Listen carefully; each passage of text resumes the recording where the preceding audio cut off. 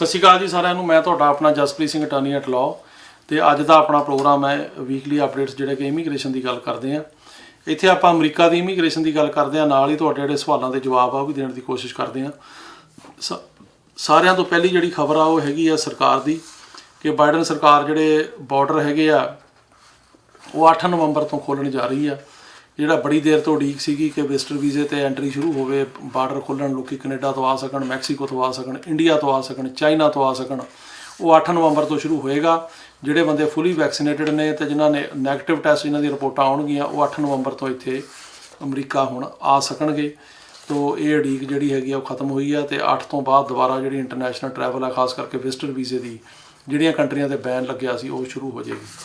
ਦੂਜੀ ਖਬਰ ਹੈਗੀ ਆ ਜਿਹੜਾ ਟੈਕਸਸ ਦਾ ਅਬੋਰਸ਼ਨ ਕੇਸ ਆ ਉਹਦੇ ਨਾਲ ਉਹਨਾਂ ਨੇ ਲਾਅ ਬਣਾਇਆ ਸੀ ਕਿ 6 ਵੀਕ ਦੀ ਪ੍ਰੈਗਨੈਂਸੀ ਤੋਂ ਬਾਅਦ ਕੋਈ ਅਬੋਰਸ਼ਨ ਨਹੀਂ ਹੋ ਸਕਦੀ। ਉਹਨੂੰ ਚੈਲੰਜ ਕੀਤਾ ਗਿਆ ਡਿਸਟ੍ਰਿਕਟ ਕੋਰਟ ਦੇ ਵਿੱਚ। ਡਿਸਟ੍ਰਿਕਟ ਕੋਰਟ ਨੇ ਉਹ ਸਟੇ ਕਰਤਾ, ਉਦੋਂ ਬਾਅਦ ਹੋ ਗਿਆ 5th ਸਰਕਟ 'ਚ, ਉਸ ਕੋਰਟ ਨੇ ਸਟੇ ਜਿਹੜੀ ਸੀ ਉਹ ਰਿਮੂਵ ਕਰਤੀ।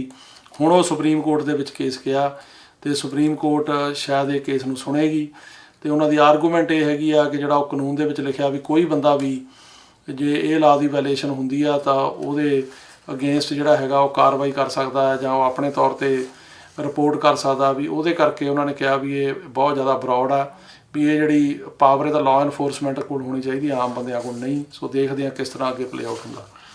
ਅਗਲਾ ਹੈਗਾ ਜੀ ਜਿਹੜੀ ਬਾਈਡਨ ਐਡਮਿਨਿਸਟ੍ਰੇਸ਼ਨ ਦੀ ਹੈਗੀ ਆ ਕਿ ਟਰੰਪ ਏਰਾ ਦਾ ਰਿਮੇਨ ਇਨ ਮੈਕਸੀਕੋ ਜਿਹੜੀ ਸੈਲਮ ਪਾਲਿਸੀ ਆ ਉਹਨੂੰ ਦੁਬਾਰਾ ਰੀਇਨਸਟੇਟ ਕਰਨ ਜਾ ਰਹੇ ਆ। ਇਹ ਜਿਹੜੀ ਪਾਲਿਸੀ ਹੈਗੀ ਆ ਇਹ ਪਹਿਲਾਂ ਜਿਹੜੀ ਹੈਗੀ ਆ ਉਹ ਪਿਛਲੀ ਸਰਕਾਰ ਨੇ ਲਾਗੂ ਕੀਤੀ ਸੀ। ਫਿਰ ਜਦੋਂ ਬਾਈਡਨ ਸਾਹਿਬ ਪਾਵਰ 'ਚ ਆਏ ਇਹਨਾਂ ਨੇ ਬੰਦ ਕਰਤੀ। ਫਿਰ ਇੱਕ ਕੋਰਟ ਦੇ ਵਿੱਚ ਕੇਸ ਕੀਤਾ ਗਿਆ ਟੈਕਸਸ ਅਤੇ ਮਜ਼ੂਰੀ ਸਟੇਟਾਂ ਵੱਲੋਂ, ਅਤੇ ਉਹ ਕੇਸ ਦੇ ਵਿੱਚ ਜਿਹੜਾ ਸੀਗਾ ਉਹ ਲਾ ਸੂਟ ਜਿਹੜਾ ਫਾਈਲ ਹੋਇਆ ਉਹਦੇ ਵਿੱਚ ਉਹ ਕੋਰਟ ਨੇ ਕਿਹਾ ਵੀ ਇਹ ਪਾਲਿਸੀ ਠੀਕ ਆ, ਹੋਣੀ ਚਾਹੀਦੀ ਆ। ਅਤੇ ਹੁਣ ਸਰਕਾਰ ਉਹ ਜਿਹੜਾ ਕੋਰਟ ਦਾ ਆਰਡਰ ਇੰਪਲੀਮੈਂਟ ਕਰਦੇ ਹੋਏ ਪਾਲਿਸੀ ਨੂੰ ਰੀਇਨਸਟੇਟ ਕਰਨ ਜਾ ਰਹੀ ਆ। ਅਤੇ ਸਰਕਾਰ ਨੇ ਕਿਹਾ ਵੀ ਜਿਹੜਾ ਟਾਈਟਲ 42 ਦੇ ਅੰਡਰ ਜਿਹੜੇ ਹੈਲਥ ਲਾਅ ਜਿਹੜਾ ਸੀਗਾ ਉਹਦੇ ਅੰਡਰ ਨਹੀਂ ਆਉਂਦੇ ਉਹਨਾਂ 'ਤੇ ਜਿਹੜੀ ਪਾਲਿਸੀ ਆ ਇਹ ਲਾਗੂ ਹੋਏਗੀ ਅਤੇ ਉਹ ਲੋਕ ਜਿਹੜੇ ਹੈਗੇ ਆ ਉਹ ਮੈਕਸੀਕੋ 'ਚ ਹੀ ਰਹਿ ਕੇ ਆਪਣੇ ਕੇਸ ਜਿਹੜੇ ਹੈਗੇ ਆ ਉਹ ਲੜ ਸਕਦੇ ਆ। ਸੋ ਟਾਈਟਲ 42 ਕੀ ਆ? ਟਾਈਟਲ 42 ਜਿਹੜਾ ਹੈਗਾ ਉਹ ਇੱਕ ਪਾਲਿਸੀ ਸੀਗੀ ਜਿਹੜੀ ਕਿ ਇੰਪਲੀਮੈਂਟ ਕੀਤੀ ਸੀ ਮਤਲਬ ਪਿਛਲੀ ਸਰਕਾਰ ਨੇ 2019 'ਚ, ਕਿ ਜਿਹੜੇ ਲੋਕਾਂ ਨੂੰ ਹੈਲਥ ਗਰਾਊਂਡ 'ਤੇ ਅਮਰੀਕਾ ਦੇ ਵਿੱਚ ਖਤਰਾ, ਇੱਥੇ ਮਹਾਂਮਾਰੀ ਸੀ ਅਤੇ ਵੀ ਉਹ ਮਹਾਂਮਾਰੀ ਨੂੰ ਫੈਲਾ ਸਕਦੇ ਆ ਜਾਂ ਇੱਥੇ ਆ ਕੇ ਉਹਨਾਂ ਦੇ ਆਉਣ ਦੇ ਨਾਲ ਕਾਫੀ ਜ਼ਿਆਦਾ ਇੱਥੇ ਲੋਕਾਂ 'ਚ ਬਿਮਾਰੀ ਜਾਂ ਹੋਰ ਜਿਹੜੇ ਹੈਗੇ ਆ ਹੈਲਥ ਰੀਜ਼ਨਸ ਜਿਹੜੇ ਹੈਗੇ ਉਹਦੇ ਕਰਕੇ ਉਹਨਾਂ ਦੀ ਐਂਟਰੀ ਜਿਹੜੀ ਖਤਰਨਾਕ ਹੋ ਸਕਦੀ ਆ, ਉਹਨਾਂ 'ਤੇ ਟਾਈਟਲ 42 ਲਾ ਕੇ ਉਹਨਾਂ ਨੂੰ ਰਿਪੋਰਟ ਕਰਦੇ ਸੀ। ਅਤੇ ਹੁਣ ਇਹ ਆ ਵੀ ਇਹ ਜਿਹੜੀ ਪਾਲਿਸੀ ਹੈਗੀ ਆ ਇਹ ਖਤਮ ਕਰਤੀ ਸੀ, ਪਰ ਉਹ ਦੁਬਾਰਾ ਫਿਰ ਰੀਇਨਸਟੇਟ ਕੀਤੀ ਗਈ ਆ। ਅਤੇ ਹੁਣ ਇਹਨਾਂ ਨੇ ਕਿਹਾ ਵੀ ਟਾਈਟਲ 42 ਜਿਨ੍ਹਾਂ 'ਤੇ ਨਹੀਂ ਲਾਗੂ ਹੋਏਗਾ ਉਹਨਾਂ 'ਤੇ ਆਹ ਜਿਹੜੀ ਪਾਲਿਸੀ ਹੈਗੀ ਰਿਮੇਨ ਇਨ ਮੈਕਸੀਕੋ ਇਹ ਲਾਗੂ ਹੋਏਗੀ ਅਤੇ ਉਹਨਾਂ ਨੂੰ ਮੈਕਸੀਕੋ 'ਚ ਰਹਿ ਕੇ ਹੀ ਆਪਣਾ ਕੇਸ ਜਿਹੜਾ ਹੈ ਉਹ ਲੜਨਾ ਪਏਗਾ। ਇਹਦੇ ਨਾਲ ਨਾਲ ਜਿਹੜੀ ਅਗਲੀ ਖਬਰ ਹੈ ਜੀ ਉਹ ਇਹ ਆ ਕਿ ਜਿਹੜਾ ਇੱਥੇ ਕੇਸ ਹੈਗੇ ਆ ਹੁਣ ਜਿਹੜੀਆਂ ਇੰਟਰਵਿਊਜ਼ ਵਗੈਰਾ ਹੋ ਰਹੀਆਂ ਇਹਦੇ ਵਿੱਚ ਜਿਹੜੇ ਪੋਲੀਟੀਕਲ ਅਸਾਈਲਮ ਦੇ ਕੇਸ ਨੇ ਉਹ ਕਾਫੀ ਪਾਸ ਹੋ ਰਹੇ ਆ। ਉਹਦਾ ਜਿਹੜਾ ਮਤਲਬ ਟਰੈਂਡ ਹੈਗਾ ਪਾਸ ਹੋਣ ਦਾ ਬਰਕਰਾਰ ਆ। 2 ਕੇਸ ਸਾਡੇ ਪਾਸ ਹੋਏ ਆ। ਉਹਨਾਂ ਵਿੱਚ ਜਿਹੜਾ ਮੇਨ ਇਸ਼ੂ ਸੀਗਾ ਹੁਣ ਉਹ ਸੀਗਾ ਰੀਲੋਕੇਸ਼ਨ ਦਾ ਅਤੇ ਪਰਸੀਕਿਊਸ਼ਨ ਦਾ। ਅਤੇ ਮੇਨ ਇਹੀ ਸੀ ਕਿ ਇਹਨੂੰ ਪਹਿਲਾਂ ਉੱਥੇ ਪ੍ਰੋਬਲਮ ਆਈ ਹੈ ਜਾਂ ਜਾ ਕੇ ਆਏਗੀ ਅਤੇ ਪਲੱਸ ਕਿਤੇ ਹੋਰ ਤਾਂ ਨਹੀਂ ਰੀਲੋਕੇਟ ਹੋ ਸਕਦਾ। ਤਾਂ ਉਹਦੇ ਕਰਕੇ ਉਹ ਦੋਨੇ ਕੇਸਾਂ ਦੇ ਵਿੱਚ ਜੱਜ ਸਾਹਿਬ ਸਾਡੇ ਨਾਲ ਸਹਿਮਤ ਹੋਏ ਅਤੇ ਉਹ ਬੰਦਿਆਂ ਨੂੰ ਅਸਾਈਲਮ ਮਿਲਿਆ। ਹੁਣ ਉਹ ਸਾਲ ਬਾਅਦ ਗ੍ਰੀਨ ਕਾਰਡ ਅਪਲਾਈ ਕਰ ਸਕਦੇ ਆ। ਸਿਟੀਜ਼ਨਸ਼ਿਪ ਦੇ ਕੇਸਾਂ ਦੇ ਵਿੱਚ ਵੀ ਸਾਡੀਆਂ ਇੰਟਰਵਿਊਜ਼ ਹੋਈਆਂ ਨੇ। ਜਿਹੜੇ ਬੰਦਿਆਂ ਨੂੰ ਕਿ ਇੰਗਲਿਸ਼ ਨਹੀਂ ਆਉਂਦੀ ਉਹਨਾਂ ਦਾ ਇੱਕ N648 ਫਾਰਮ ਹੁੰਦਾ ਜਿਹੜਾ ਕਿ ਉਹਨਾਂ ਦੇ ਪ੍ਰਾਇਮਰੀ ਡਾਕਟਰ ਨੇ ਭਰਨਾ ਹੁੰਦਾ, ਅਤੇ ਉਹ ਜੇ ਡਾਕਟਰ ਭਰ ਕੇ ਦੇ ਦੇਵੇ ਤਾਂ ਉਹਨੂੰ ਜੇ ਇਮੀਗ੍ਰੇਸ਼ਨ ਮੰਨੇ ਤਾਂ ਉਹ ਫਿਰ ਟੈਸਟ 'ਚੋਂ ਬੰਦਾ ਮਾਫ ਹੋ ਜਾਂਦਾ ਜਿਹਨੂੰ ਇੰਗਲਿਸ਼ ਨਹੀਂ ਆਉਂਦੀ। ਅਤੇ ਉਹ ਕੇਸਾਂ ਦੇ ਵਿੱਚ ਉਹ ਡਾਕਟਰ ਦਾ ਭਰਿਆ ਫਾਰਮ ਸੀਗਾ ਅਤੇ ਉਹਨਾਂ ਦਾ ਟੈਸਟ ਮਾਫ ਹੋ ਗਿਆ ਤਾਂ ਉਹਨਾਂ ਨੂੰ ਸਿਟੀਜ਼ਨਸ਼ਿਪ ਮਿਲ ਗਈ ਜਿਹਨਾਂ ਨੂੰ ਇੰਗਲਿਸ਼ ਨਹੀਂ ਸੀ ਆਉਂਦੀ। ਲੇਕਿਨ ਉਹ ਵੀ ਹੈਲਥ ਰਿਲੇਟਡ ਹੀ ਹੁੰਦਾ, ਉਹਨੂੰ ਡਾਕਟਰ ਨੂੰ ਲਿਖਣਾ ਪੈਂਦਾ ਵੀ ਇਹਨਾਂ ਦੀ ਸਿਹਤ ਅਲਾਉ ਨਹੀਂ ਕਰਦੀ ਕਿ ਇੰਗਲਿਸ਼ ਸਿੱਖ ਸਕਣ।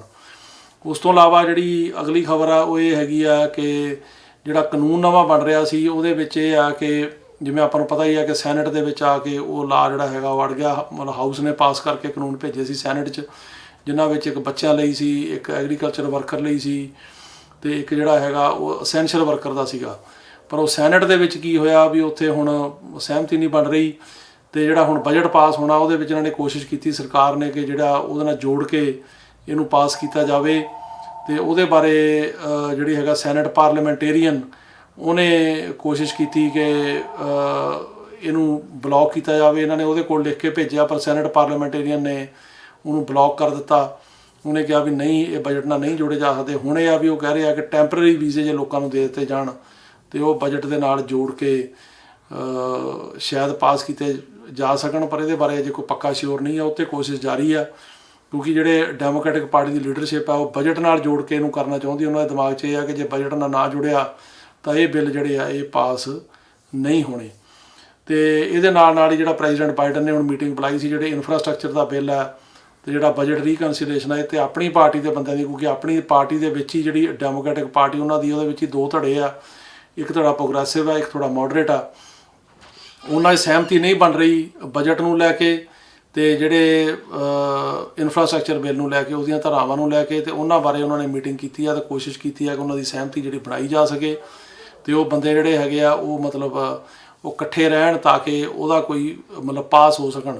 ਕਿਉਂਕਿ ਆਪਣੇ ਜਿਹੜੇ ਉਹਨਾਂ ਦੇ ਅੱਡ-ਅੱਡ ਗਰੁੱਪਸ ਨੇ ਉਹ ਜਿਹੜੀ ਇਹਦੇ ਪ੍ਰੋਵੀਜ਼ਨ ਨਾਲ ਸਹਿਮਤ ਨਹੀਂ ਹੋ ਰਹੇ। ਕਈ ਕਹਿ ਰਹੇ ਆ ਬਹੁਤ ਜ਼ਿਆਦਾ ਇਹ ਬਿੱਲ ਦੇ ਵਿੱਚ ਜਿਹੜੇ ਹੈਗੇ ਪੈਸੇ ਦਿੱਤੇ ਜਾ ਰਹੇ ਆ, ਕਈ ਕਹਿ ਰਹੇ ਘੱਟ ਦਿੱਤੇ ਜਾ ਰਹੇ ਆ। ਸੋ ਇਸ ਤਰੀਕੇ ਦੇ ਨਾਲ ਉੱਥੇ ਸਹਿਮਤੀ ਨਹੀਂ ਹੈ। ਤੇ ਇਹਦੇ ਨਾਲ ਹੀ ਜਿਹੜੀ ਹੋਰ ਇੰਪੋਰਟੈਂਟ ਖਬਰ ਹੈਗੀ ਉਹ ਡਿਟੈਂਸ਼ਨ ਤੇ ਡਿਪੋਰਟੇਸ਼ਨ ਦੀ ਆ। ਉਹਦੇ ਵਿੱਚ ਵੀ ਜਿਵੇਂ ਹੁਣ ਸਰਕਾਰ ਨੇ ਪਾਲਿਸੀ ਲਾਗੂ ਕੀਤੀ ਆ ਵੀ ਜਿਹੜੇ ਬੰਦਿਆਂ ਨੇ ਕੋਈ ਕ੍ਰਾਈਮ ਨਹੀਂ ਕੀਤਾ, ਜਿਹੜੇ ਨਵੰਬਰ 2000 ਤੋਂ ਪਹਿਲਾਂ ਦੇ ਅਮਰੀਕਾ ਦੇ ਵਿੱਚ ਆਏ ਆ ਤੇ ਉਹ ਨੈਸ਼ਨਲ ਸਿਕਿਉਰਿਟੀ ਨੂੰ ਥ੍ਰੈਟ ਨਹੀਂ ਹੈਗੇ, ਉਹ ਡਿਪੋਰਟ ਨਹੀਂ ਕਰਨੇ। ਸੋ ਇਹ ਜਿਹੜੀ ਪਾਲਿਸੀ ਹੈਗੀ ਆ, ਇਹ ਪਾਲਿਸੀ ਹੁਣ ਲਾਗੂ ਹੋਣ ਜਾ ਰਹੀ ਹੈ ਨਵੰਬਰ ਤੋਂ। ਤੇ ਇਹਦੇ ਵਿੱਚ ਫਿਰ ਆਏ ਆ ਵੀ ਜਿਹੜੇ ਬੰਦੇ ਚਿਰ ਤੋਂ ਰਹਿ ਰਹੇ ਆ, ਕ੍ਰਾਈਮ ਕੋਈ ਨਹੀਂ ਕੀਤਾ, ਉਹਨਾਂ ਨੂੰ ਡਿਪੋਰਟ ਨਹੀਂ ਕੀਤਾ ਜਾਊਗਾ। ਸੋ ਇਹਦੇ ਵਿੱਚ ਕਾਫੀ ਵੱਡੀ ਰਿਲੀਫ ਜਿਹੜੀ ਆ ਉਹ ਲੱਗਦਾ ਕਿ ਡਿਪੋਰਟੇਸ਼ਨ ਤੋਂ ਉਹਨਾਂ ਬੰਦਿਆਂ ਨੂੰ ਮਿਲੂਗੀ ਜਿਹੜੇ ਇੱਥੇ ਪੀਸਫੁਲੀ ਰਹਿ ਰਹੇ ਆ। ਸੋ ਇਹ ਤਾਂ ਸੀਗੀਆਂ ਹੁਣ ਦੀਆਂ ਇੰਪੋਰਟੈਂਟ ਖਬਰਾਂ। ਤੇ ਹੁਣ ਤੁਹਾਡੇ ਜਿਹੜੇ ਸਵਾਲਾਂ ਦੇ ਜਵਾਬ ਆ ਉਹ ਆਪਾਂ ਦੇਣ ਦੀ ਕੋਸ਼ਿਸ਼ ਕਰਦੇ ਹਾਂ। ਪਹਿਲਾ ਸਵਾਲ ਇਹ ਆ ਜੀ, ਉਹ ਕਹਿ ਰਿਹਾ ਕਿ ਮੇਰਾ ਸਪਾਊਸ ਕੇਸ ਆ ਸਿਟੀਜ਼ਨ ਦਾ, ਮੈਂ ਸਾਰੇ ਡਾਕੂਮੈਂਟ NVC ਨੂੰ ਜਮ੍ਹਾਂ ਕਰਾਤੇ ਆ, ਮਹੀਨਾ ਹੋ ਗਿਆ, ਕਿੰਨਾ ਟਾਈਮ ਹੋਰ ਲੱਗੂਗਾ? ਦੇਖੋ ਜੀ, ਗੱਲ ਇਹ ਆ ਕਿ NVC ਜਿਹੜਾ ਇਹਦੇ ਕੋਲ ਡਾਕੂਮੈਂਟ ਚਲੇ ਜਾਂਦੇ ਆ, ਇਸ ਤੋਂ ਬਾਅਦ ਰਿਵਿਊ ਕਰਕੇ ਡਾਕੂਮੈਂਟ ਫਿਰ ਅੱਗੇ ਤੁਹਾਡੀ ਅੰਬੈਸੀ ਨੂੰ ਭੇਜਦੇ ਆ। ਸੋ ਇਹਨੂੰ ਟਾਈਮ ਲੱਗ ਸਕਦਾ, ਅੱਜ ਕੱਲ੍ਹ 2-3 ਮਹੀਨੇ ਵੀ ਲੱਗ ਰਹੇ, ਜ਼ਿਆਦਾ ਵੀ ਲੱਗ ਰਹੇ ਆ। ਫਿਰ ਇੰਟਰਵਿਊ ਆਉਣ ਵਾਸਤੇ ਅੱਗੇ ਟਾਈਮ ਫਰਦਰ ਲੱਗੇਗਾ। ਤੁਸੀਂ ਉਹਨਾਂ ਨੂੰ ਪੈਰਵੀ ਕਰੋ, ਉਹਨਾਂ ਨੂੰ ਪੁੱਛੋ, ਤੇ ਜਾਂ ਤੁਹਾਡਾ ਕੋਈ ਵਕੀਲ ਆ ਉਹਨਾਂ ਨੂੰ ਕੋਈ ਪੈਰਵੀ ਕਰਨ ਦੀ ਪੈਰਵੀ ਕਰਨੀ ਚਾਹੀਦੀ ਆ। ਅਗਲਾ ਸਵਾਲ ਹੈ ਜੀ ਕਿ ਸਾਡਾ ਸਪਾਊਸ ਵੀਜ਼ੇ ਦਾ ਕੇਸ ਜਿਹੜਾ ਹੈਗਾ ਉਹਦੇ ਡਾਕੂਮੈਂਟਸ ਕੁਆਲੀਫਾਈਡ ਹੋ ਗਏ, ਹੁਣ ਇੰਟਰਵਿਊ ਕਦੋਂ ਆਏਗੀ? ਇਹਦੇ 'ਚ ਇਸ ਤਰ੍ਹਾਂ ਜੀ ਕਿ ਜੇ ਫਸਟ ਪ੍ਰੈਫਰੈਂਸ ਕੈਟੇਗਰੀ ਹੈਗੀ ਆ ਤੇ ਡਾਕੂਮੈਂਟ ਜਦੋਂ ਇੱਕ ਵਾਰੀ ਓਕੇ ਹੋ ਗਏ, ਉਸ ਤੋਂ ਬਾਅਦ ਕੇਸ ਚਲਾ ਜਾਂਦਾ ਅੰਬੈਸੀ ਕੋਲ। ਉੱਥੇ ਇੰਟਰਵਿਊ ਨੂੰ 2 ਮਹੀਨੇ ਵੀ ਲੱਗ ਸਕਦੇ ਆ, 6 ਵੀ ਲੱਗ ਸਕਦੇ ਆ, 8 ਵੀ ਲੱਗ ਸਕਦੇ। ਸੋ ਇਸ ਕਰਕੇ ਇਹਦਾ ਕੋਈ ਪੱਕਾ ਟਾਈਮ ਨਹੀਂ ਆ। ਅਗਲਾ ਸਵਾਲ ਹੈ ਜੀ ਕਿ ਸਾਡੇ I-730 ਨੂੰ 2 ਸਾਲ ਤੋਂ ਉੱਤੇ ਹੋਏ ਕਿੰਨਾ ਟਾਈਮ ਲੱਗੂਗਾ? ਇਹ ਸੈਲਰੀ ਰੈਲੇਟਿਵ ਪਟੀਸ਼ਨ ਦੀ ਗੱਲ ਕਰ ਰਹੇ ਆ। ਜਦੋਂ ਅਸਾਈਲਮ ਵਾਲਾ ਆਪਣੇ ਬੱਚਿਆਂ ਦਾ 21 ਸਾਲ ਤੋਂ ਘੱਟ ਬੱਚੇ ਦੇ ਹਸਬੈਂਡ ਵਾਈਫ ਦਾ ਅਪਲਾਈ ਕਰਦਾ, ਉਹਨੂੰ 2 ਸਾਲ ਤੋਂ ਉੱਤੇ ਹੋ ਗਏ, ਹੋਰ ਟਾਈਮ ਜ਼ਿਆਦਾ ਲੱਗ ਸਕਦਾ ਜੀ। ਅੱਜ ਕੱਲ੍ਹ ਤਕਰੀਬਨ 2.5 ਸਾਲ ਦਾ ਟਾਈਮ ਲੱਗ ਰਿਹਾ। ਸੋ ਤੁਹਾਨੂੰ ਵੇਟ ਕਰਨੀ ਪਊਗੀ। F4 ਕੈਟੇਗਰੀ 'ਚ ਕਹਿ ਰਹੇ ਆ ਕਿ ਸਾਡਾ 2012 ਦਾ ਕੇਸ ਆ, ਕਿੰਨਾ ਟਾਈਮ ਲੱਗੂ? F4 ਕੈਟੇਗਰੀ 2005 ਚੱਲ ਰਿਹਾ ਜੀ ਅਜੇ ਤਾਂ। ਸੋ 12 ਨੂੰ ਤੁਸੀਂ ਲਾ ਲਓ ਵੀ ਅਜੇ ਘੱਟੋ ਘੱਟ ਤੁਹਾਨੂੰ 7-8 ਸਾਲ ਹੋਰ ਲੱਗ ਸਕਦੇ ਆ। ਅਗਲਾ ਸਵਾਲ ਹੈ ਜੀ ਕਿ U ਵੀਜ਼ੇ 'ਤੇ ਕਿੰਨਾ ਟਾਈਮ ਲੱਗਦਾ? U ਵੀਜ਼ੇ 'ਤੇ ਕਾਫੀ ਟਾਈਮ ਲੱਗਦਾ ਜੀ, ਪਰ ਇਹਦੇ 'ਤੇ ਅੱਜ ਕੱਲ੍ਹ ਇਹਨਾਂ ਨੇ ਵਰਕ ਪਰਮਿਟ ਦੇਣਾ ਸ਼ੁਰੂ ਕਰਤਾ। ਇਹ ਕੇਸ ਜੈਨੂਨ ਹੈਗਾ, ਇਹ ਵਰਕ ਪਰਮਿਟ ਉੱਤੇ ਦੇ ਰਹੇ ਆ। ਮੇਰੇ ਫਿੰਗਰਪ੍ਰਿੰਟ ਉਹ ਕਹਿ ਰਹੇ ਆ ਕਿ ਅਪ੍ਰੈਲ 2021 ਨੂੰ ਹੋਏ ਸੀ। ਅਸਾਈਲਮ ਕੇਸ ਦਾ ਵਰਕ ਪਰਮਿਟ ਕਦੋਂ ਤੱਕ ਆਏਗਾ? ਜੇ ਫਿੰਗਰਪ੍ਰਿੰਟ ਤਾਂ ਹੋ ਗਏ ਤਾਂ ਫਿੰਗਰਪ੍ਰਿੰਟ ਨਾਲ ਇੰਨਾ ਸੰਬੰਧ ਨਹੀਂ ਆ। ਸੰਬੰਧ ਤੁਹਾਡੇ ਟਾਈਮ ਪੂਰੇ ਹੋਣ ਨਾਲ ਆ ਕਿ ਤੁਹਾਡੇ ਜਿਹੜੇ 180 ਦਿਨ ਕਦੋਂ ਪੂਰੇ ਹੋਏ ਆ, ਫਿਰ ਤੁਸੀਂ ASAP ਦੀ ਮੈਂਬਰਸ਼ਿਪ ਲਈ ਆ ਕਿ ਨਹੀਂ ਲਈ। ਜੇ ਤੁਸੀਂ ASAP ਦੇ ਮੈਂਬਰ ਬਣੇ ਆ ਤੇ ਤੁਹਾਡੇ ਜਿਹੜੇ ਹੈਗੇ ਆ ਉਹ 6 ਮਹੀਨੇ ਤੋਂ ਉੱਤੇ ਪੂਰੇ ਹੋ ਗਏ, 180 ਦਿਨ, ਤਾਂ ਫਿਰ ਤੁਸੀਂ ਜਿਹੜਾ ਹੈਗਾ ਉਹ ਲੈ ਸਕਦੇ ਹੋ ਜਿਹੜਾ ਵਰਕ ਪਰਮਿਟ ਆ। ਜੇ ਅਜੇ 180 ਦਿਨ ਨਹੀਂ ਪੂਰੇ ਹੋਏ ਫਿਰ ਨਹੀਂ ਲੈ ਸਕਦੇ। ਅਗਲਾ ਸਵਾਲ ਹੈ ਜੀ ਕਿ ਇਹ ਦੱਸੋ ਕਿ ਸਾਡਾ ਅਕਤੂਬਰ 2008 'ਚ F3 ਕੈਟੇਗਰੀ ਦਾ ਕੇਸ ਦਰਜ ਹੈ, ਡਾਕੂਮੈਂਟ ਜਮ੍ਹਾਂ ਹੋ ਗਏ, ਇੰਟਰਵਿਊ ਕਦ ਤੱਕ ਆਵੇਗੀ? F3 'ਚ ਨਵੰਬਰ 2008 ਚੱਲ ਰਿਹਾ ਤੇ ਅਕਤੂਬਰ 'ਚ ਤੁਸੀਂ ਪੇਪਰ ਜਮ੍ਹਾਂ ਕਰਾਇਆ, ਥੋੜੀ ਡੇਟ ਤਾਂ ਕਰੰਟ ਆ। ਇੰਟਰਵਿਊ ਬਾਰੇ ਕੁਝ ਨਹੀਂ ਕਹਿ ਸਕਦੇ ਕਿਉਂਕਿ ਇੰਟਰਵਿਊਆਂ ਸਲੋਅ ਚੱਲ ਰਹੀਆਂ। ਇਹਨੂੰ 2 ਮਹੀਨੇ ਵੀ ਲੱਗ ਸਕਦੇ ਆ, 4 ਵੀ ਲੱਗ ਸਕਦੇ, 6 ਵੀ ਲੱਗ ਸਕਦੇ, ਕੁਝ ਨਹੀਂ ਕਿਹਾ ਜਾ ਸਕਦਾ। ਅਗਲਾ ਸਵਾਲ ਹੈ ਜੀ ਕਿ ਤੁਸੀਂ ਇਹ ਮੈਨੂੰ ਦੱਸੋ ਕਿ ਸਾਡਾ ਅਸਾਈਲਮ ਦਾ ਕੇਸ ਆ, ਅਜੇ ਤੱਕ ਸਾਡੀ ਕੋਈ ਇੰਟਰਵਿਊ ਨਹੀਂ ਆਈ ਤੇ ਜਿਹੜੀ ਇੰਟਰਵਿਊ ਹੈਗੀ ਆ ਉਹਨੂੰ ਆਉਣ ਨੂੰ ਕਿੰਨਾ ਟਾਈਮ ਲੱਗੂਗਾ? ਇਹ ਅੱਜ ਕੱਲ੍ਹ ਇੱਦਾਂ ਹੁੰਦਾ ਵੀ ਕਈਆਂ ਨੂੰ ਤਾਂ ਇੰਟਰਵਿਊ ਜਿਹੜੀ ਹੈਗੀ ਅਸਾਈਲਮ ਦੀ ਉਹ ਆ ਜਾਂਦੀ ਆ, ਪਰ ਕਈ ਲੋਕਾਂ ਨੂੰ ਇੰਟਰਵਿਊ ਬਹੁਤ ਦੇਰ ਨਹੀਂ ਆਉਂਦੀ, ਜਾਂ ਜਿਹਨਾਂ ਨੇ ਪੁਰਾਣੇ ਕੀਤੇ ਉਹਨਾਂ ਨੂੰ ਨਹੀਂ ਆਉਂਦੀ। ਉਹ ਇੰਟਰਵਿਊ ਹੁਣ ਅਸਾਈਲਮ ਆਫਿਸ ਤੋਂ ਕਢਾਈ ਜਾ ਸਕਦੀ ਹੈ, ਪਹਿਲਾਂ ਨਹੀਂ ਸੀ ਇਸ ਤਰ੍ਹਾਂ, ਪਰ ਹੁਣ ਅੱਜ ਕੱਲ੍ਹ ਕਢਾਈ ਜਾ ਸਕਦੀ ਹੈ। ਇਸ ਕਰਕੇ ਤੁਸੀਂ ਇੰਟਰਵਿਊ ਆਪਣੀ ਮਤਲਬ ਕਢਾ ਸਕਦੇ ਹੋ। ਅਗਲਾ ਸਵਾਲ ਹੈ ਜੀ ਕਿ F1 ਵੀਜ਼ੇ ਦਾ ਅਸੀਂ ਅਪਲਾਈ ਕੀਤਾ ਸੀ, ਸਾਡੀ ਇੰਟਰਵਿਊ ਜਿਹੜੀ ਹੈਗੀ ਆ ਉਹ ਰਿਜੈਕਟ ਹੋ ਗਈ, ਤਾਂ ਕੀ ਅਸੀਂ ਅਮਰੀਕਾ 'ਚ ਕਿਸੇ ਤਰੀਕੇ ਨਾਲ ਆ ਸਕਦੇ ਹਾਂ? ਦੇਖੋ, ਸਟੂਡੈਂਟ ਵੀਜ਼ਾ ਹੁੰਦਾ F1 ਵੀਜ਼ਾ, ਜੇ ਰਿਜੈਕਟ ਹੋ ਗਿਆ ਹੋਰ ਕੋਈ ਤਰੀਕਾ ਅਮਰੀਕਾ ਆਉਣ ਦਾ ਨਹੀਂ।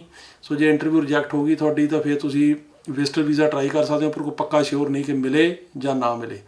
ਅਗਲਾ ਸਵਾਲ ਹੈ ਜੀ ਕਿ ਅਸੀਂ ਟਰੈਵਲ ਡਾਕੂਮੈਂਟ ਅਪਲਾਈ ਕੀਤਾ ਸੀ, ਉਹਦੀ ਰਸੀਦ ਸਾਡੇ ਕੋਲ ਆਈ ਆ 2021 ਜੁਲਾਈ ਦੀ, ਪਰ ਸਾਨੂੰ 3 ਮਹੀਨੇ ਤੋਂ ਉੱਤੇ ਹੋਏ ਕੋਈ ਅਪਡੇਟ ਨਹੀਂ ਆਈ। ਟਰੈਵਲ ਡਾਕੂਮੈਂਟ ਨੂੰ ਟਾਈਮ ਲੱਗਦਾ ਜੀ ਅੱਜ ਕੱਲ੍ਹ। ਸੋ ਜੇ ਫਾਈਕਲ ਤੁਹਾਡੇ ਕੋਲ ਰਸੀਦ ਆ ਗਈ ਆ, ਤੁਸੀਂ ਵੇਟ ਕਰੋ ਜਾਂ ਇਨਕੁਆਇਰੀ ਕਰੋ। ਅਤੇ ਜੇ ਜੁਲਾਈ ਦੀ ਆਈ ਹੈ ਤਾਂ 3-4 ਕੁ ਮਹੀਨੇ ਹੋਏ ਆ, ਤਾਂ ਹੋ ਸਕਦਾ ਇਹਨੂੰ 6 ਤੋਂ 8 ਮਹੀਨੇ ਜੇ ਹੋਰ ਲੱਗ ਸਕਦੇ ਆ। ਅਗਲਾ ਸਵਾਲ ਹੈ ਜੀ ਕਿ ਅਸੀਂ ਕੇਸ ਜਿਹੜਾ ਹੈਗਾ ਉਹ ਅਪਲਾਈ ਕੀਤਾ ਸੀਗਾ 2013 ਦੇ ਵਿੱਚ F4 ਕੈਟੇਗਰੀ ਦੇ ਵਿੱਚ, ਅਤੇ ਹੁਣੇ ਕੇਸ ਅਪਰੂਵ ਹੋਇਆ, ਅਤੇ ਇਹਨੂੰ ਕਿੰਨਾ ਟਾਈਮ ਲੱਗੂ ਵੀ ਇਹ ਸਾਡੀਆਂ ਫੀਸਿਸ ਜਮ੍ਹਾਂ ਹੋਣਗੀਆਂ ਕਿ ਨਹੀਂ? ਫੀਸਾਂ ਨਹੀਂ ਜਮ੍ਹਾਂ ਹੋਣਗੀਆਂ ਜੀ ਅਜੇ, ਕਿਉਂਕਿ 2005 ਚੱਲ ਰਿਹਾ, ਅਜੇ ਜਨਵਰੀ 2006 ਦੀਆਂ ਫੀਸਾਂ ਲੈ ਰਹੇ ਆ ਉਹ।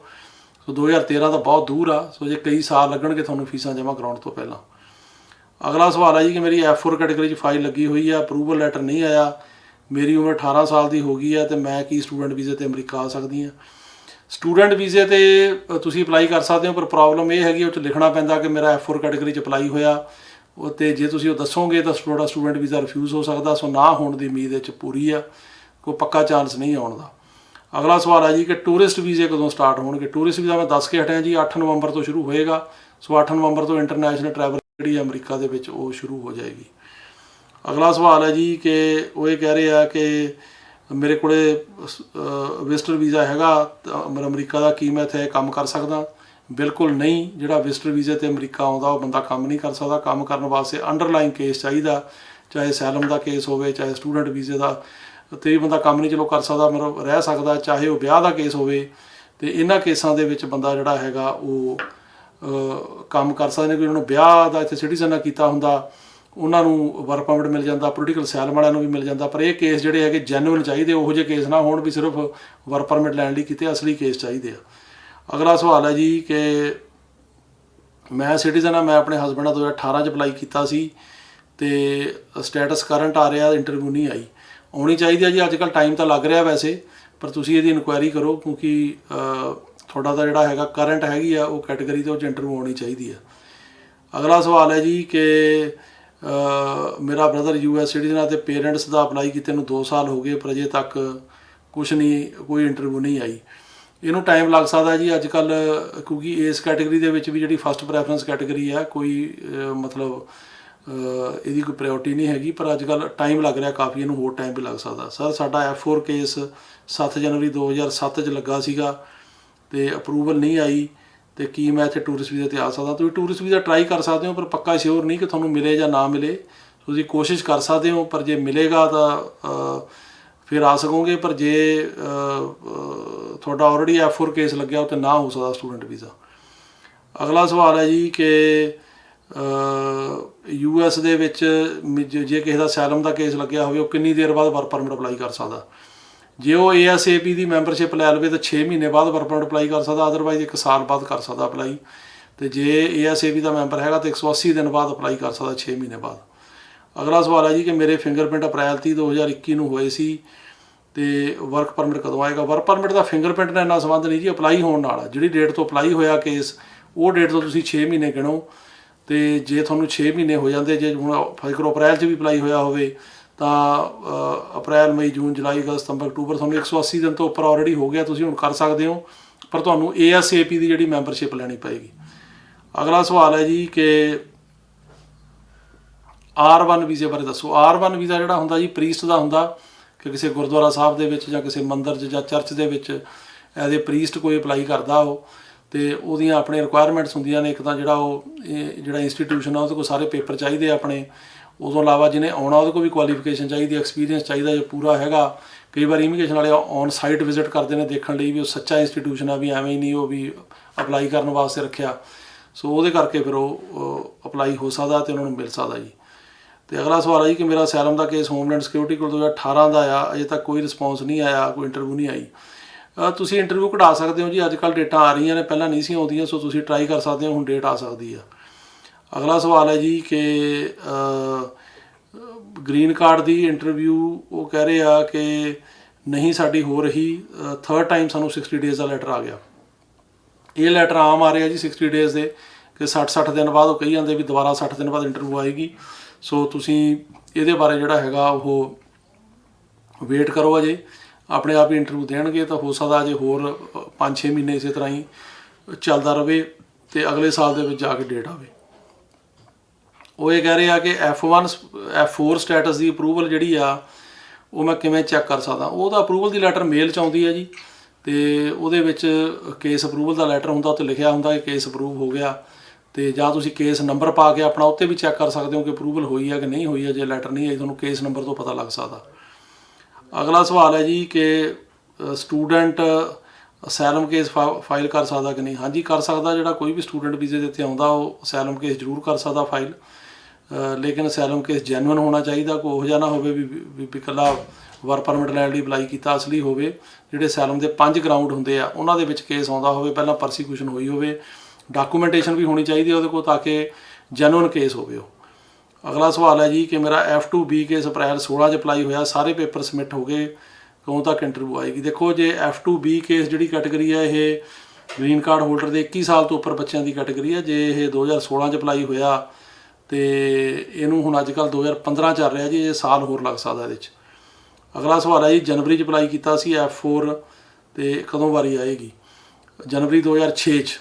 ਸੋ ਜਨਵਰੀ 6 'ਚ ਕੀਤਾ, ਜਨਵਰੀ 6 ਦੇ ਡਾਕੂਮੈਂਟ ਮੰਗ ਰਹੇ ਨੇ ਜੀ ਤੁਹਾਡੇ ਤੋਂ, ਹੁਣ ਡਾਕੂਮੈਂਟ ਮੰਗੇ ਹੋਣੇ ਉਹਨਾਂ ਨੇ ਜਾਂ ਮੰਗ ਲੈਣਗੇ ਜਲਦੀ, ਤੇ ਵਾਰੀ ਤੁਹਾਡੀ ਅਜੇ ਉੱਥੇ ਸਪਟੈਂਬਰ 2005 ਚੱਲ ਰਿਹਾ, ਸੋ 5-6 ਮਹੀਨੇ ਹੋਰ ਲੱਗ ਸਕਦੇ ਆਉਣ ਨੂੰ।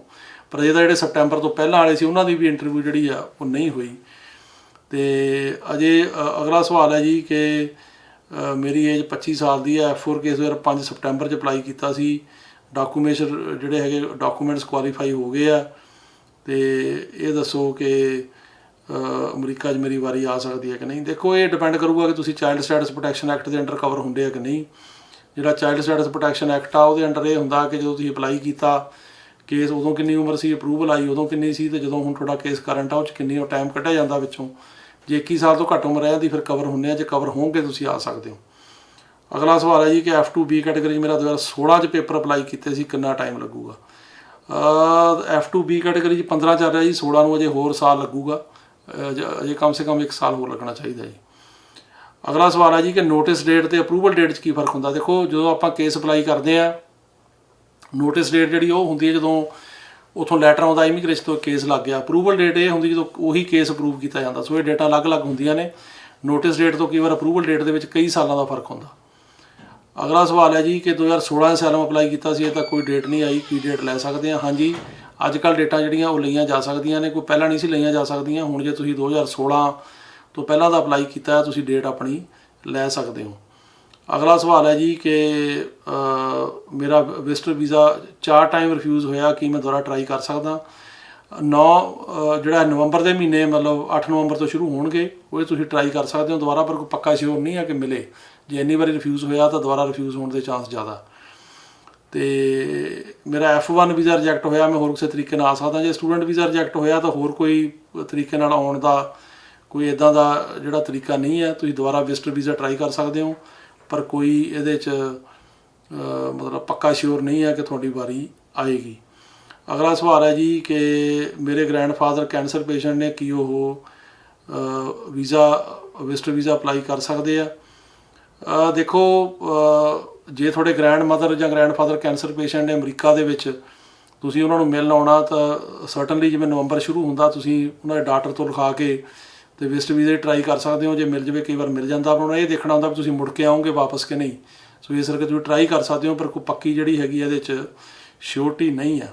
ਅਗਲਾ ਸਵਾਲ ਹੈ ਜੀ ਕਿ 20 ਜਨਵਰੀ 2006 ਨੂੰ F4 ਕੈਟੇਗਰੀ 'ਚ ਵੀ ਸਾਡੀ ਜਿਹੜੀ ਹੈਗੀ ਵੈਲਕਮ ਲੈਟਰ ਆ ਗਈ, ਕਿੰਨਾ ਟਾਈਮ ਲੱਗੂਗਾ। ਇਹਦਾ ਜੇ ਪੇਪਰ ਮੰਗਿਆ ਜੀ ਉਹਨਾਂ ਨੇ, ਉਸ ਤੋਂ ਬਾਅਦ ਜਦੋਂ ਪੇਪਰ ਜਮ੍ਹਾਂ ਕਰਾਓਗੇ ਫਿਰ ਅੱਗੇ ਇੰਟਰਵਿਊ ਲਈ ਹੋਊਗਾ।